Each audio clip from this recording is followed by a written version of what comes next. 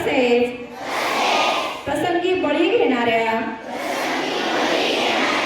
Nylon मांजा विरोधात जनजागृती करण्यासाठी मी सदैव प्रयत्न करेन. वाहनांची वर्दळ असणाऱ्या ठिकाणी मी पतंग उडवणार नाही.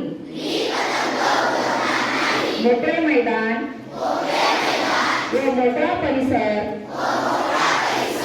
येथेच पतंग उडवून या महोत्सवाचा